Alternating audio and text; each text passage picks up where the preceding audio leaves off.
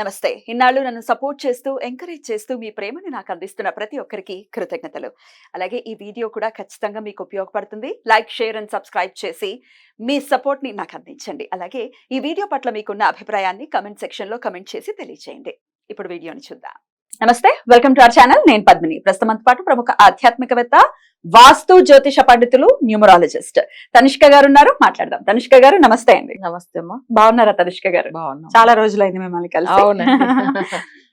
ఇప్పుడు ఒక సందర్భం అయితే ఉంది ఈ టాపిక్ గురించి మాట్లాడటానికి. అదే నిన్న దేవగురువు అయినటువంటి బృహస్పతి సహజ ధనస్థానంలోకి వెళ్లారు. వృషభ రాశిలోకి ఆయన సంచారం మొదలైంది. మరి ఎలా ఉండబోతుందండి ద్వాదశ రాశుల వారికి కూడా గురువు ఇచ్చేటటువంటి ఫలితాలు? మొత్తం సంవత్సర కాలం పాటు ఆయన అక్కడే ఉంటారు. నర్మదా పుష్కరాలు కూడా మొదలయ్యాయి. సో ఎలా ఇవ్వబోతున్నారు ఆయన రిజల్ట్స్ ద్వాదశ రాశులకి? ఓకే, చూస్తామా. ఇప్పుడు అందరికి ఏంటంటే గురు బలం వస్తుందంటేనే ఇంట్లో పెళ్లి పనులు కానీ, లేదు అసలు అంటే ఇల్లు కన్స్ట్రక్షన్ గురించి కానీ ఏదైనా మంచి పనులు పెట్టుకుంటాం అంటారు. అవును, గురు బలం ఉంటే ఎప్పుడు మంచిది. అంటే గురు చూస్తే మనకు కోటి నన్మని అంటారు తమిళ్లో. అంటే గురు పార్కే కోడి నన్మే, అంటే కోటి పుణ్యం దొరుకుతుందని మనకు అంటే అంత కోటి లెక్కలో అంటే చూడండి, ఒక గురు ఒక చూపుకే అంత పవర్. సో అప్పుడు ఏమైతుందంటే మనం వచ్చి ఈ గురు చాలా మందికి ఏంటంటే వెయిటింగ్ లో ఉంటారు. అబ్బా గురు బలం వచ్చినప్పుడే పాపకు పెళ్లి చేయాలో, ఎప్పుడు వస్తుంది వెయిట్ చేస్తూ ఉంటారు. సో చాలా వరకు ఎప్పుడైనా బలం ఎప్పుడు ఉంది, గురు బలం ఉంది మా పాపకి ఎప్పుడు, మా బాబుకి ఎప్పుడు వచ్చిందని అంటారు. జ్యోతిష్యం చూడగానే ఫస్ట్ ఈ విధంగా స్టార్ట్ చేస్తారు. కానీ కొన్ని జాతకాలకు చూడండి, ఇక్కడ గోచర రీతిగా అసలు గురు చేంజ్ అయినప్పుడు చాలా వరకు ఏమైతుందంటే ఎన్నో అసలు రాశులకు చాలా సమస్యలు ఇస్తాడు, కొన్ని రాశులకు మంచి ఇచ్చేస్తాడు. సమస్యలు ఉండేటటువంటి రాశులు కూడా ఉన్నాయా? అవును. అంటే వాళ్ళకి ఏంటంటే గురు చేంజ్ అయిన తర్వాత అంటే గురు ఆయన మరిగిపోతాడు, అంటే అస్తమించిపోతాడు. కాబట్టి వాళ్ళకి ఆ చూపులు దొరకదు. అంటే గురు ఒక చూపే కదా అంత పవర్. అసలు గురు మనం చూస్తేనే మనకు బలం ఉంటది అని అంటాం. సో అలాంటి ఒక ఇది. బట్ అక్కడ ఏమైతుందంటే గురు వల్ల కొన్ని దోషాలు కూడా వస్తుంది.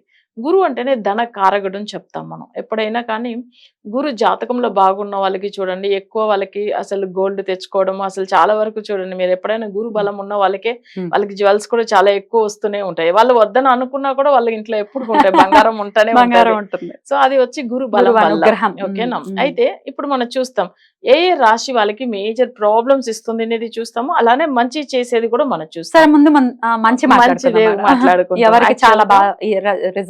ఓకే, ఇప్పుడు మేష రాశి వాళ్ళకి ఏంటంటే గురు ధనస్థానానికి వచ్చాడు.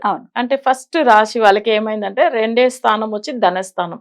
ఎప్పుడు కానీ డబ్బులు ఈ సంవత్సరం అంతా అసలు వాళ్ళకి లోటు లేకుండా ఇన్కమ్ అనేది ఏదో ఒక రకంగా వస్తూనే ఉంటది. సో అది కాకుండా వాళ్ళకి ఏం పెద్దగా పూజలు చేయవలసిన అవసరం లేదు.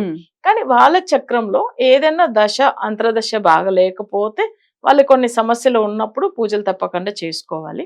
బట్ గురు బలం ఉన్నప్పుడు ఏమైతుందంటే చాలా వరకు సమస్యలు తగ్గిపోతుంది. సో మనం ఒకవేళ పూజలు చేసుకోవాలి, సపోజ్ గురువు వచ్చి 2nd హౌస్కి వచ్చారు కానీ ఇంకా మంచి ఫలితం పొందాలి అనేటప్పుడు మేషరాశి వాళ్ళు ఏం చేయవచ్చామంటే, అయితే ఇక్కడ వచ్చి మేషరాశికి అధిపతి కుజుడు, అలానే గురువుకు కూడా ఆయన మిత్రుడే అవుతాడు. సో మనం ఏంటంటే వీళ్ళు వచ్చి గురు హోరాల కానీ లేకపోతే కుజ హోరాల కానీ గురుకి పూజలు చేసుకోవచ్చు. అంటే గురు గ్రహానికి అక్కడ అంటే నవగ్రహాల దగ్గర వెళ్ళి ఆయనకి ఏంటంటే అసలు అవి అంటే మనం ఇది ఉంటుంది చూడండి, చనికలు అంటారు, తెల్ల కలర్ శనగలు ఉంటాయి చూడండి. అది కూడా నానపెట్టి ముందుకు రోజు నెక్స్ట్ డే అంటే ఎప్పుడైనా కానీ అది మంచిగా నానపెట్టి దండలాగా చేసుకోవచ్చు. అసలు దండలాగా చేసి అక్కడ వెళ్ళి గురు గ్రహానికి మెడలో వేసేసి తర్వాత గురికి అర్చన చేసేసుకొని తర్వాత గాయత్రి మంత్రం, గురు గాయత్రి మంత్రం చదువుకొని ఒక 12 ప్రదక్షిణం చేసుకుని రావచ్చు. సో ఇది వచ్చి ఎప్పుడు వాళ్ళు చేసుకోవచ్చు, మంగళవారం కానీ లేదు గురువారం కానీ చేయవచ్చము. కానీ గురు హోరాలో చేస్తే మంచిది అన్నమాట. గురువారం గురు హోర సూర్యోదయం నుంచి ప్రారంభం అవుతుంది కాబట్టి చక్కగా సూర్యోదయం టైంకి మళ్ళీ మంచిగా ఉంటుంది. నెక్స్ట్ వచ్చి మనం చూడాల్సింది మంచిగా ఉన్న రాశి. అవును. నెక్స్ట్ వచ్చి ఇక్కడ వచ్చి కర్కాటక రాశి వస్తుంది. వాళ్ళకి బాగుంది.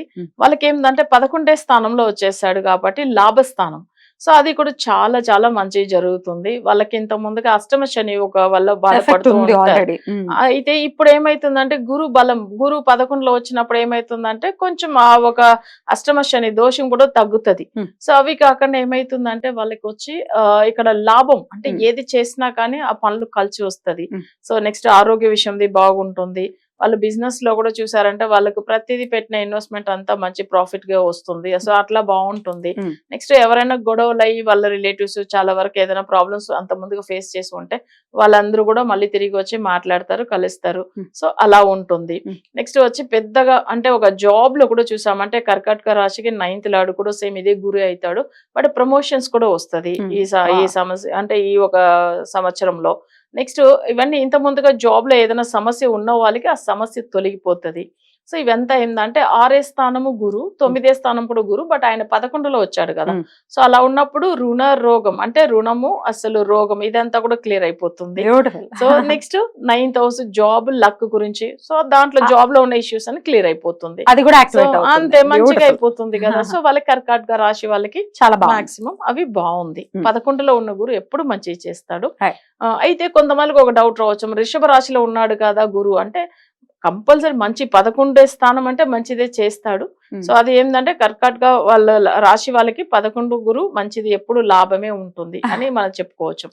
సో నెక్స్ట్ కన్యా రాశి వాళ్ళకి బాగుంది. ఎందుకంటే వాళ్ళకి ఈ సంవత్సరం ప్రాపర్టీ ఏమన్నా కొనడం కానీ, తర్వాత ఏంటంటే అసలు మ్యారేజ్ విషయం గురించి కానీ, నెక్స్ట్ పార్ట్నర్షిప్ లో ఏదైనా బిజినెస్ చేసినా కానీ, సో అవి కాకుండా జన వశ్యం అంటే జనుల దగ్గర వశీకరణం వచ్చేది, ఇవంతా కూడా ఈ సంవత్సరము వాళ్ళకి చాలా మంచి ఫలితం ఇస్తుంది. ఏంటంటే 9లో గురువు వస్తాడు.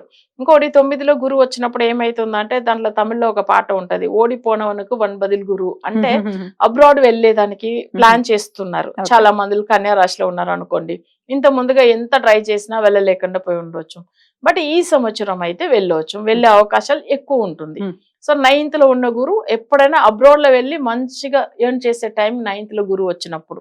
సో అట్లా వెళ్ళేదానికి ప్లాన్ చేసుకోవచ్చు. వాళ్ళకి చాలా వరకు బాగుంటది, మంచి లగ్జరీ లైఫ్ ఉంటుంది. ఎందుకంటే వాళ్ళు ప్రాపర్టీ కొనడానికి, ఇల్లు ఏదైనా కన్స్ట్రక్షన్ చేసుకోవడానికి అదంతా కూడా ఇప్పుడు మంచి టైం అన్నమాట. సో వాళ్ళ కన్యా రాశి వాళ్ళకి. తర్వాత ఇంకొక విషయం చెప్పాలి, తులారాశి వాళ్ళకి మనం చూడాలి. తులారాశి వాళ్ళకి జనరల్ గా ఏంటంటే 8లో గురువు, అష్టమ గురువు. కానీ ఒక విషయం ఏంటంటే 50% తులారాశి వాళ్ళకి మంచిది కూడా చేస్తారు. సో అది ఎందుకు అనేది ఒక విషయం చూస్తాము. వాళ్ళకి తులారాశి వాళ్ళకి 3rd 6th లాడు గురువు అవుతారు. అప్పుడు అస్తమాధిపతి అంటే వాళ్ళకి జాతకంలో 6th అంటే శత్రుస్థానం, అది అస్తమించిపోతుంది.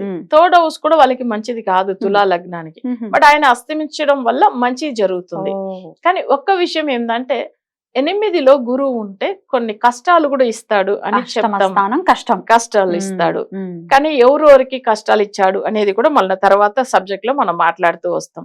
ఇందులో ఏంటంటే ఏ రాశి వాళ్ళకి బాగుంది అని చెప్పాము, అందులో 50% అయితే తులారాశి వాళ్ళకి బాగుంది. సో ప్రాబ్లం ఎందుకు వస్తుంది అది కూడా తర్వాత మాట్లాడతాం. తర్వాత వృశ్చిక రాశి వాళ్ళకి చూడండి 7వ స్థానంలో ఉన్నాడు. అప్పుడు ఏమైతుందంటే వాళ్ళకి వచ్చి కేంద్రంలో ఉన్నప్పుడు గురు డైరెక్ట్ రాశిని చూస్తాడు, ప్రతి పనులు వాళ్ళకి సక్సెస్ అవుతుంది. ఎందుకంటే వృశ్చిక రాశికి రాశిని చూడడము గ్రేట్ అంటే గ్రేట్. అసలు వాళ్ళకి ఏంటంటే ప్రతి ఇంత ముందుగా వాళ్ళ లైఫ్ లో వాళ్ళు ఎన్నో కష్టాలు పడి ఉండొచ్చు పోయిన సంవత్సరం అంతా. ఈ సంవత్సరం వచ్చేసరికి ఆ గురు చూసేదాని వల్ల అంత మంచి ఫలితాలు, అంటే వాళ్ళు జాబ్ గురించిగా ఉండొచ్చు, మ్యారేజ్ గురించి ఉండొచ్చు, లేకపోతే పిల్లలు అంటే వృశ్చిక రాశికి 5వ స్థానాధిపతి కూడా గురు అవుతారు. పిల్లల వల్ల కూడా మంచి ఫలితాలు పొందుతారు. తర్వాత ఫైనాన్షియల్ గా బాగా అవుతారు, ఎందుకంటే ధనస్థానం వాళ్ళకి వృశ్చిక రాశికి గురు అవుతాడు.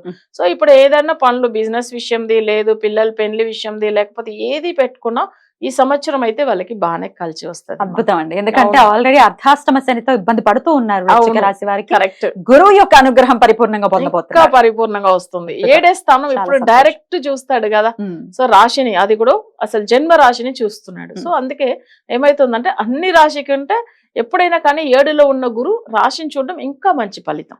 ఓకేనా. సో నెక్స్ట్ వచ్చి ఏమైతుందంటే ధనురాశి వాళ్ళకి మనం అయితే ఇప్పుడు అన్ని మంచిది చెప్తూ వచ్చాం కదా వృశ్చిక రాశి, ఇంకా మకర రాశికి వెళ్తాం ఇప్పుడు. సో మకర రాశి వాళ్ళకి కూడా చాలా వరకు ఏమైతుందంటే 5వ స్థానంలో ఉన్నాడు గురు. ఇప్పుడు వాళ్ళకి ఏళ్ళ శని, కుటుంబ శని జరుగుతా ఉంది. అది కూడా ధనస్థానము, కుటుంబ స్థానము ఇదంతా కూడా అస్సలు బాగాలేదు.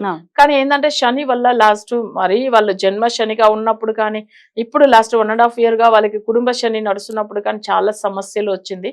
కానీ ఇప్పుడు ఉన్న గురువు వచ్చి 5వ స్థానంలో ఉన్నాడు కాబట్టి వాళ్ళకి చాలా మంచి చేస్తాడు.